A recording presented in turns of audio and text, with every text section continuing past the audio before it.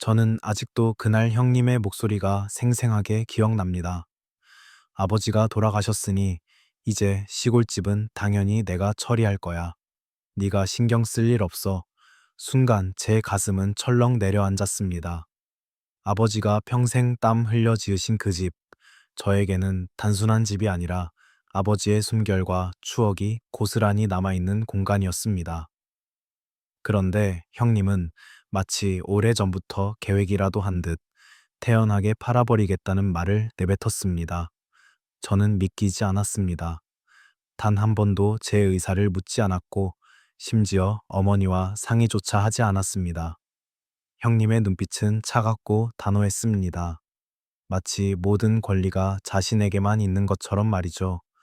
저는 속으로 되뇌었습니다. 어떻게 아버지의 집을 이렇게 가볍게 말할 수 있지? 아버지가 남긴 뜻은 분명히 있을 텐데. 하지만 그때는 아직 아무도 몰랐습니다. 아버지가 생전에 남겨두신 녹음 유언이 존재한다는 사실을요. 그 순간부터 제 마음속에는 불안과 분노가 동시에 차올랐습니다. 형님이 왜 그렇게 서둘러 집을 정리하려는지, 왜 저를 배제하려는지 알 수 없었습니다. 하지만 한 가지는 분명했습니다.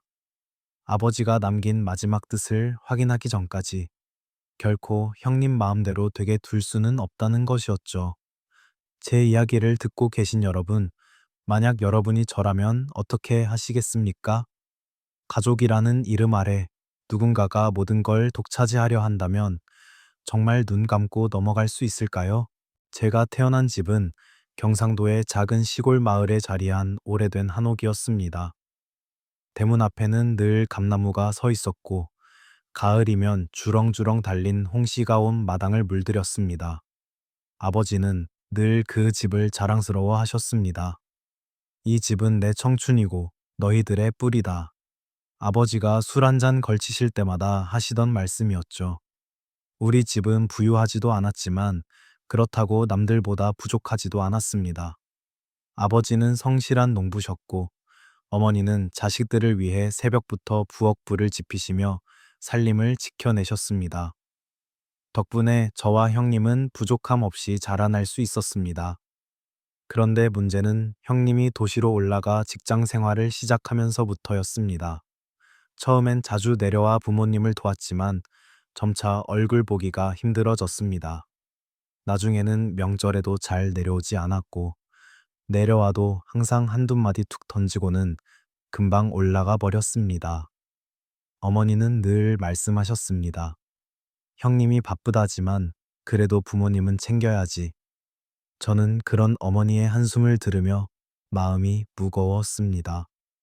저라도 곁을 지켜야겠다고 다짐했지만 솔직히 저도 도시에서 직장을 다니며 살림을 꾸리느라 여유가 없었습니다.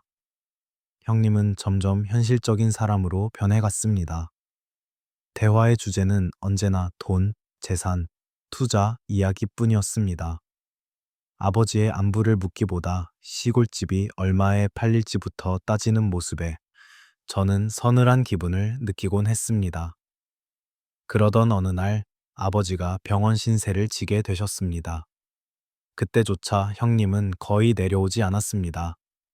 저는 퇴근 후 기차를 타고 내려와 아버지를 간호했는데 병상에 누운 아버지가 제 손을 꼭 잡으며 속삭이셨습니다.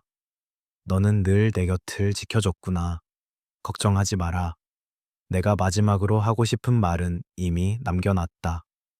그 말씀이 그때는 무슨 뜻인지 알 수 없었습니다. 단지 저는 눈물이 터져 나와 고개를 끄덕일 수밖에 없었습니다. 그런데 시간이 흘러 아버지가 세상을 떠나신 후 형님의 태도는 더욱 노골적으로 변했습니다. 시골집, 당연히 내가 처리해야지. 너는 관여할 필요 없어. 그 말투에는 동생을 무시하는 오만함이 담겨 있었습니다. 그 순간 저는 아버지의 그 마지막 한마디가 떠올랐습니다.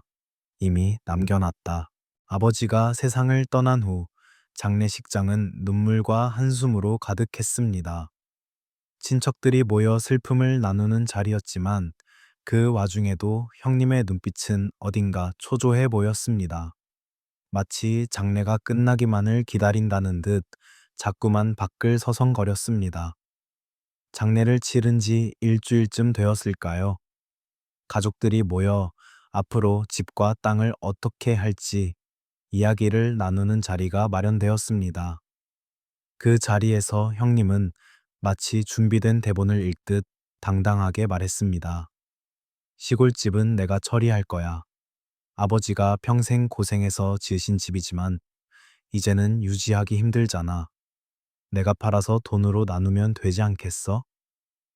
저는 귀를 의심했습니다. 그 말투에는 나누겠다는 진심이 아니라 이미 모든 걸 독차지하겠다는 속내가 그대로 드러나 있었습니다. 어머니 얼굴은 창백해졌고 저는 가슴이 뜨겁게 달아올랐습니다.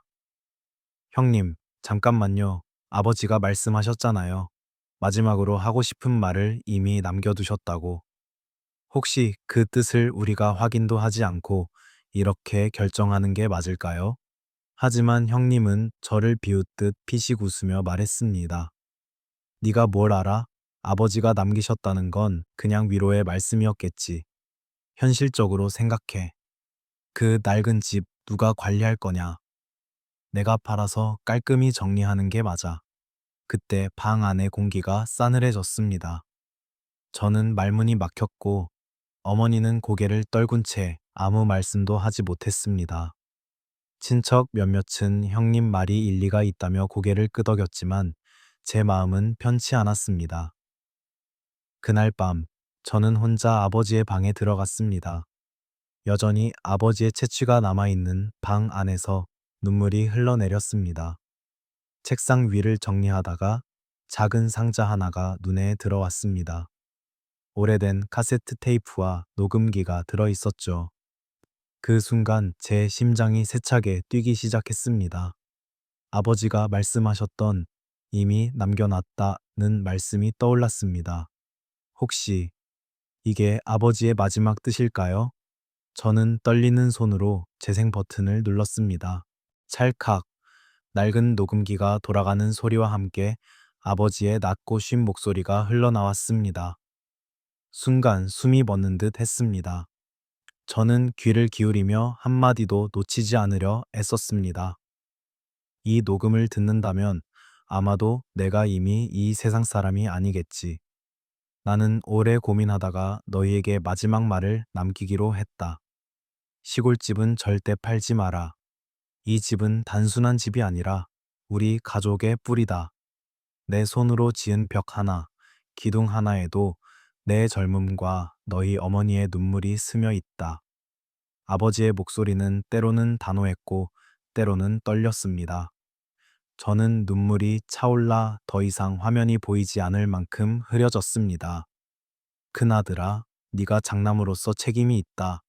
하지만 책임이란 돈을 챙기는 게 아니라 가정을 지키는 것이다. 이 집을 지키고 네 동생과 함께 상의하며 살아가거라. 나는 재산을 두고 싸우는 걸 원치 않는다. 순간 저는 온몸에 전율이 흘렀습니다. 아버지는 분명히 말씀하셨습니다. 시골집은 팔아서는 안 되며 가족의 뿌리로 남겨야 한다고. 그리고 중요한 건 혼자가 아니라 함께 지켜야 한다는 것이었습니다.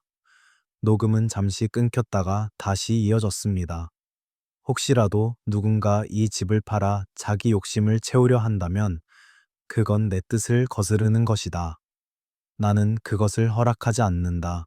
마지막 순간 아버지의 기침 소리가 녹음기에 남아 있었습니다. 마치 숨이 다해가는 그날까지도 꼭 전하고 싶으셨던 말씀이었던 거죠. 저는 녹음기를 가슴에 안은 채 한참을 울었습니다. 아버지, 걱정 마세요. 제가 지켜낼게요. 다음 날 저는 용기를 내어 가족들이 모인 자리에서 이 녹음기를 꺼내기로 결심했습니다. 형님이 집을 팔겠다고 당당히 말하는 그 순간 이 녹음이 모든 걸 뒤집을 수 있을 것 같았습니다. 다음 날 저녁 어머니와 형님 그리고 몇몇 친척들이 모여 앉은 자리였습니다. 형님은 또다시 시골집 이야기를 꺼냈습니다. 엄마, 이 집은 내가 정리하는 게 맞아. 팔아서 돈으로 나누면 서로 편하지 않겠어? 관리도 힘들고 당장 수리비만 해도 얼마가 드는데 형님의 말투는 마치 이미 모든 게 결정된 듯 뻔뻔했습니다. 저는 그 모습을 보며 손에 쥔 녹음기를 더욱 세게 움켜쥐었습니다. 아직은 때가 아니라고 스스로 다독였지만 심장은 이미 요동치고 있었습니다. 어머니는 아무 말 없이 고개만 숙이고 계셨습니다. 그 모습이 더 안쓰러워서 저는 결국 입을 열고 말했습니다. 형님, 그렇게 단정 짓기 전에 아버지의 뜻을 한 번 더 확인하는 게 맞지 않을까요? 형님은 비웃듯 웃었습니다. 네가 뭘 안다고 그래? 아버지가 평생 고생하시다 돌아가셨는데 무슨 뜻을 남기셨겠어. 남은 건 우리한테 달린 거지. 그 순간 저는 더 이상 참을 수 없었습니다. 손에 들고 있던 녹음기를 조용히 탁자 위에 올렸습니다. 방 안의 시선이 모두 그곳으로 향했습니다. 이게 뭔데? 형님이 인상을 찌푸렸습니다. 저는 단호하게 대답했습니다. 아버지가 마지막으로 남기신 말씀이에요. 우리 모두 들어야 할 것 같습니다. 순간 공기가 얼어붙었습니다. 친척들은 웅성거리기 시작했고 어머니의 눈빛은 놀람과 기대가 동시에 담겨 있었습니다. 저는 떨리는 손으로 재생 버튼을 눌렀습니다. 낡은 기계에서 잡음이 잠시 흘렀다가 아버지의 목소리가 울려 퍼졌습니다. 이 집은 절대 팔지 마라.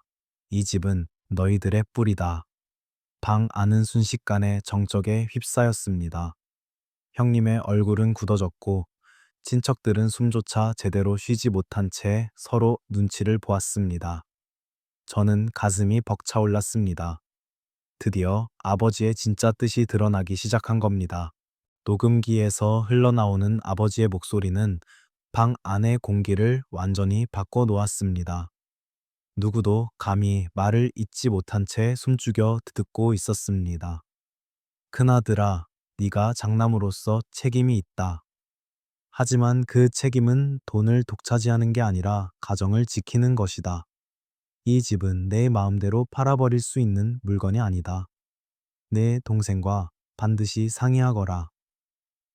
형님의 눈빛이 점점 흔들리기 시작했습니다. 얼굴은 붉게 달아올랐고 입술은 파르르 떨리고 있었습니다. 반면 저는 눈물이 고였지만 마음은 묘하게 단단해졌습니다. 아버지가 제 편에 서 계신 것 같은 확신이 들었기 때문이죠. 녹음은 이어졌습니다. 혹시라도 누군가 이 집을 팔아 자기 욕심을 채우려 한다면 그건 내 뜻을 거스르는 것이다. 나는 그것을 용납하지 않는다.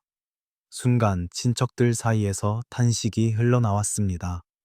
세상에 아버지가 이런 말씀을 남기셨다니. 이건 더 이상 말이 필요 없네. 모두가 놀라움을 감추지 못했습니다. 그러나 형님은 쉽게 물러서지 않았습니다. 그는 억지로 웃음을 지으며 말했습니다. 이건 그냥 아버지가 감정적으로 하신 말씀이야. 현실적으로는 집을 팔아야 맞지 않겠어? 요즘 세상에 누가 이런 낡은 집을 지키고 살겠어. 하지만 그의 목소리에는 힘이 없었습니다. 이미 아버지의 목소리가 그보다 훨씬 더 무게 있게 우리 가슴에 와 닿았기 때문입니다. 어머니가 마침내 고개를 들고 말씀하셨습니다. 내 아버지가 마지막으로 남기신 말씀이야. 더 이상 말이 필요 없다. 이 집은 지켜야 한다. 그 순간 형님의 얼굴은 굳어졌습니다. 눈동자는 당황과 분노가 동시에 번져 있었고 손가락은 탁자 위를 두드리며 억눌린 초조함을 드러내고 있었습니다. 하지만 저는 속으로 결심했습니다. 이제는 더 이상 물러나지 않겠다고, 아버지의 뜻을 끝까지 지켜낼 거라고. 그날 이후로 집안 분위기는 완전히 달라졌습니다. 녹음 유언을 들은 친척들은 대체로 제 편에 서주었고 어머니 역시 단호하게 아버지의 뜻을 따르겠다고 선언하셨습니다. 하지만 형님은 쉽게 물러나지 않았습니다. 며칠 뒤 형님은 저를 따로 불러내어 낮은 목소리로 말했습니다. 너 괜히 분위기 흐리지 말고 조용히 있어. 아버지 말씀은 그냥 감정 섞인 유언일 뿐이야. 현실적으로는 내가 처리하는 게 맞아. 저는 억울함이 치밀어 올랐습니다. 형님, 어떻게 아버지의 목소리를 직접 들었으면서도 그런 말씀을 하실 수 있어요? 아버지가 분명히 말씀하셨잖아요. 팔지 말라고. 형님은 눈을 가늘게 뜨며 저를 노려봤습니다. 너 너무 순진하다. 세상은 이상보다 현실이야. 그리고 내가 장남이야. 장남인 내가 결정하면 되는 거야. 그 말은 마치 칼처럼 제 가슴을 찔렀습니다. 형님이 장남이라는 이유로 모든 걸 자기 멋대로 할 수 있다는 생각. 그것이야말로 아버지가 끝까지 경계하시던 태도였습니다. 그날 밤 저는 잠을 이룰 수 없었습니다. 혹시 형님이 몰래 무슨 행동을 하지 않을까 불안했기 때문이죠. 불길한 예감은 곧 현실이 되었습니다. 며칠 지나지 않아 저는 시골집 대문 앞에 붙은 부동산 매물 광고지를 발견했습니다. 매매문의, 부동산. 순간 머리가 멍해졌습니다. 형님이 가족 몰래 집을 팔기 위해 이미 움직이고 있었던 겁니다. 저는 곧장 형님에게 전화를 걸어 따졌습니다. 형님, 이게 뭐예요? 아버지 유언도 무시하고 이렇게까지 하실 겁니까? 형님은 태연하게 대답했습니다. 이미 부동산에 얘기해놨다. 이 집은 내가 처리할 거야. 네가 뭐라든 소용없어. 그 순간 제 안에서 무언가 끊어졌습니다. 이대로 가만히 있으면 아버지의 뜻은 영영 사라지고 말겠구나. 저는 결심했습니다. 이제는 법의 힘을 빌려서라도 막아야 한다고. 저는 곧장 법률 상담을 받기 위해 변호사 사무실을 찾아갔습니다. 작은 방 안에서 제 이야기를 다 들은 변호사는 잠시 고개를 끄덕이더니 차분히 말했습니다. 아버지가 남긴 녹음 유언이 있다면 그건 충분히 효력을 가질 수 있습니다. 다만 형식적인 요건을 충족하는지 따져봐야겠지요. 하지만 내용상으로는 분명히 중요한 증거가 될 겁니다. 그 말을 듣는 순간 제 안에 있던 불안이 조금씩 사라졌습니다. 드디어 아버지의 목소리가 법적으로도 힘을 발휘할 수 있다는 걸 알게 되었으니까요. 며칠 뒤 저는 녹음 파일을 정식으로 증거 자료로 제출했습니다. 동시에 형님이 부동산에 내놓은 매물 광고에 대해 정지 신청을 했습니다. 형님은 그 사실을 알자마자 저를 찾아와 분노를 쏟아냈습니다. 네가 감히 법까지 끌어들이냐? 가족끼리 문제를 이렇게 키우고 싶어? 저는 더 이상 두려워하지 않았습니다. 형님이 아버지 뜻을 지켰다면 이렇게까지 하지 않았을 겁니다. 가족을 무시하고 자기 욕심만 챙기려 하셨으니 저도 끝까지 갈 수밖에 없네요. 그 순간 형님의 얼굴은 일그러졌습니다. 그는 잠시 아무 말도 못하더니 이를 악문 채 방을 나갔습니다. 문이 쾅 닫히는 소리가 집안을 울렸습니다. 그날 밤 저는 녹음기를 다시 꺼내어 아버지의 목소리를 들었습니다. 이 집은 팔지 마라. 가정은 지켜야 한다. 그 한마디 한마디가 제 가슴 깊숙이 박혔습니다. 저는 다짐했습니다. 아버지, 끝까지 싸워서라도 지켜내겠습니다. 어떤 결과가 오더라도 물러서지 않겠습니다. 그리고 드디어 법정에서 형님과 마주서야 하는 날이 다가왔습니다. 긴장과 두려움이 뒤섞였지만 제 마음 한켠에는 확신이 있었습니다. 아버지의 목소리가 제 편에 서 있다는 확신 말입니다. 법정에 들어서는 순간 제 심장은 미친 듯이 뛰었습니다. 마치 세상이 저를 지켜보고 있는 듯 공기가 무겁게 내려앉아 있었습니다. 맞은편에는 형님이 앉아 있었습니다.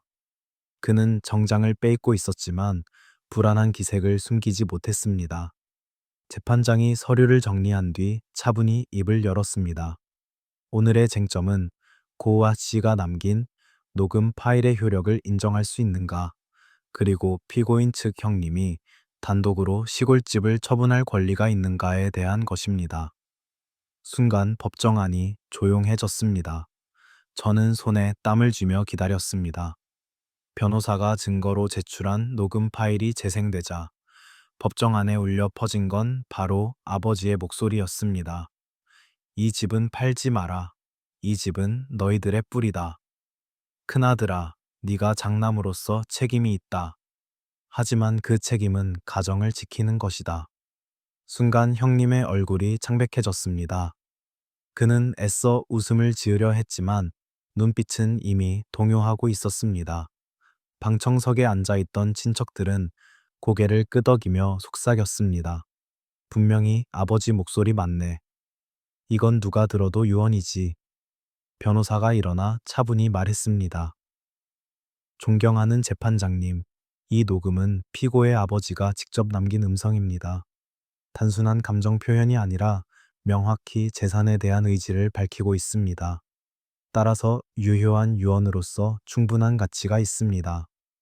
형님 측 변호사는 급히 반박했습니다. 녹음만으로는 법적 효력을 장담하기 어렵습니다.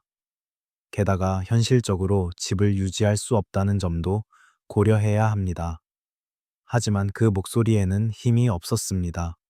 모두가 느낄 수 있었습니다. 아버지의 목소리만큼 진실하고 무거운 증거는 없다는 걸 말이죠. 그 순간 저는 마음속으로 속삭였습니다. 아버지, 이제 조금만 더 기다려주세요. 진실이 곧 밝혀집니다. 재판은 예상보다 길게 이어졌습니다. 형님 측은 끝까지 발버둥치며 집을 팔아야 하는 이유를 내세웠습니다. 이 집은 오래되어 유지비가 많이 듭니다. 게다가 동생 혼자서는 관리가 불가능합니다. 현실적으로 팔아야 맞습니다. 그러나 제 변호사는 차분히 반박했습니다. 고인이 생전에 남긴 말씀은 단순한 의견이 아니었습니다. 뿌리를 지키라는 당부였고 형제 간의 협의를 강조하셨습니다. 집을 팔아 이익을 독차지하려는 피고의 태도야말로 고인의 뜻을 정면으로 거스르는 것입니다. 법정 안은 팽팽한 긴장감으로 가득했습니다. 저는 손을 꽉 쥐며 아버지의 목소리를 떠올렸습니다. 마치 그분이 제 어깨를 두드리며 용기를 주는 것 같았습니다. 그리고 마침내 재판장이 고개를 들어 판결문을 읽기 시작했습니다. 본 법원은 고 L씨가 남긴 녹음 유언을 법적 의사 표현으로 인정한다. 따라서 시골집은 매각하거나 단독 처분할 수 없다. 형제 간 합의와 협력해 유지되어야 한다. 그 순간 제 눈에서는 눈물이 왈칵 쏟아졌습니다. 어머니도 두 손을 모으고 흐느끼셨습니다. 방청석에서는 탄성이 흘러나왔습니다. 형님의 얼굴은 굳어졌습니다. 입술은 하얗게 질렸고 손가락은 부들부들 떨렸습니다. 결국 그는 재판장이 자리를 떠난 뒤에도 아무 말도 하지 못한 채 고개를 떨궜습니다. 저는 속으로 조용히 아버지께 말씀드렸습니다. 아버지, 결국 이겼습니다. 아버지의 뜻을 끝까지 지켜냈습니다. 그 순간 제 마음속에서는 묵직했던 돌덩이가 내려앉는 듯한 해방감이 밀려왔습니다. 긴 싸움이 끝나고 진실이 드디어 빛을 본 것이었습니다. 재판이 끝난 날 법정을 나서는데 가을 바람이 차갑게 스쳐 지나갔습니다. 하지만 제 가슴 속에는 오히려 따뜻한 기운이 돌고 있었습니다. 오랜 시간 쌓여 있던 억울함과 불안이 한순간에 풀려나간 듯 했죠. 어머니는 제 손을 꼭 잡으시며 말씀하셨습니다. 네가 아니었으면 아버지의 뜻은 묻혀버렸을 거다. 정말 고맙다. 그 한마디에 저는 울컥해서 아무 대답도 하지 못한 채 고개만 끄덕였습니다. 반면 형님은 법정에서의 패배가 믿기지 않는 듯 한동안 아무 말도 못했습니다. 결국 집으로 돌아가면서도 제 눈을 마주치지 않았습니다. 그리고 며칠 뒤 형님은 술에 취한 목소리로 전화를 걸어왔습니다. 네가 이긴 거다. 하지만 두고 봐. 언젠가 이 집 때문에 또 문제가 생길 거다. 저는 차갑게 대답했습니다. 형님, 이건 제가 이긴 게 아니라 아버지 뜻이 옳았던 겁니다. 아버지 말씀대로라면 이제는 싸울 게 아니라 지켜야 할 시간입니다. 형님은 대꾸하지 않았고 이내 전화를 끊어버렸습니다. 하지만 저는 이미 두렵지 않았습니다.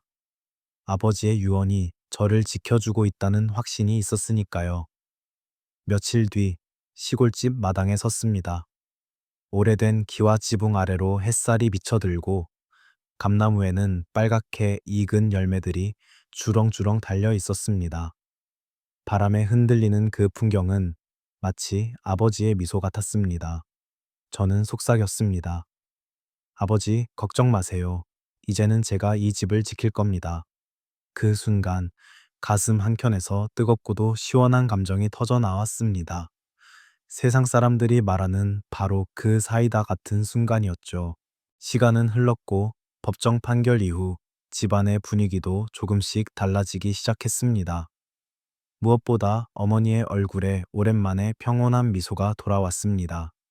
예전에는 형님 문제로 하루가 멀다 하고 한숨을 쉬셨는데 이제는 마당의 꽃을 돌보며 여유를 찾으셨습니다. 저 역시 마음이 한결 가벼워졌습니다. 매주 주말마다 시골집을 찾아 어머니와 함께 집을 정리하고 마당을 가꾸는 게 제 새로운 일상이 되었습니다. 지붕기와 몇 장을 고치고 낡은 대문을 손수 칠하면서 저는 깨달았습니다. 아버지가 남기신 건 단순히 집이 아니라 가족을 이어주는 끈이었구나. 반면 형님은 한동안 가족 모임에도 나타나지 않았습니다. 친척들 사이에서 형님이 욕심을 부리다 법정에서 망신을 당했다는 소문이 돌자 체면이 깎인 걸 견디지 못했던 것이죠. 회사 동료들까지 그 이야기를 알게 되면서 형님의 사회적 체면에도 금이 갔다는 얘기를 들었습니다. 어느 날 형님이 조심스레 저를 찾아왔습니다. 예전에 오만한 눈빛은 사라지고 피곤한 기색만 남아 있었습니다. 내가 그땐 잘못 생각했어. 아버지 말씀을 무시한 게 아니었어야 했는데 그때는 눈앞에 돈밖에 보이지 않더라. 저는 잠시 침묵하다가 천천히 대답했습니다. 형님, 저도 화가 많이 났지만 결국 우리 모두 아버지 자식 아닙니까? 이제라도 인정해 주셔서 감사합니다. 형님은 말없이 고개를 끄덕였습니다. 비록 완전히 달라진 건 아니었지만 그 순간 저는 형님 마음속에도 작은 변화가 일어나고 있음을 느꼈습니다. 그리고 저는 확실히 깨달았습니다. 싸움은 끝났지만 진짜 변화는 지금부터 시작이라는 것을요. 그 일이 있고 난 뒤 저는 오랫동안 마음속에 남아있던 물음을 곱씹었습니다. 왜 아버지는 굳이 녹음을 남기셨을까? 그냥 말로만 전해도 될 텐데. 그러나 시간이 지나면서 그 이유를 조금씩 깨달을 수 있었습니다. 말은 잊히지만 목소리는 남습니다. 그리고 목소리에는 진심이 담깁니다.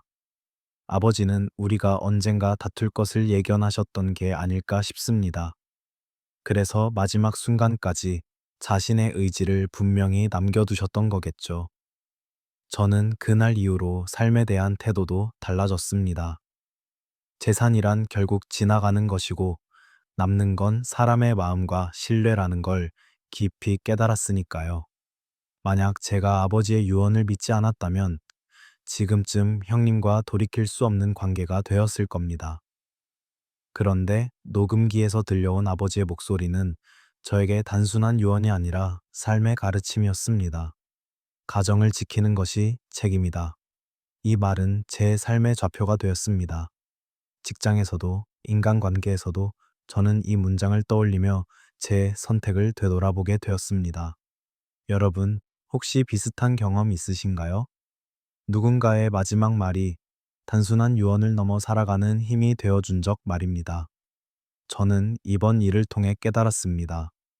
진정한 유산은 돈이나 집이 아니라 남겨진 마음과 가르침이다.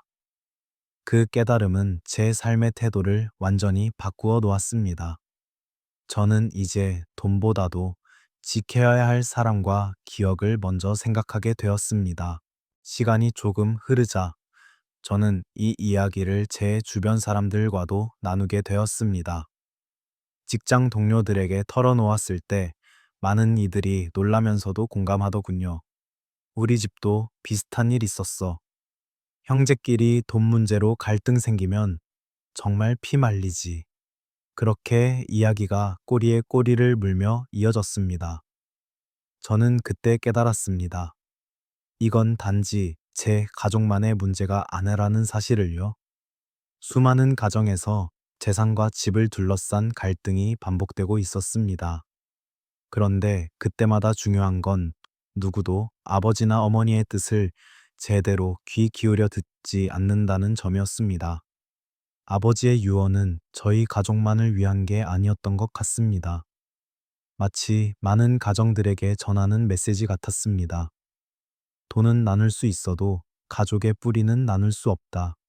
저는 여러분께 묻고 싶습니다. 만약 여러분의 가족 중 누군가가 형님처럼 욕심을 부린다면 여러분은 어떻게 하시겠습니까?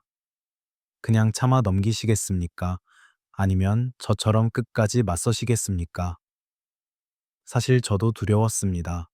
형님과 법정까지 가야 했던 그 순간 제 가슴은 수없이 무너졌습니다.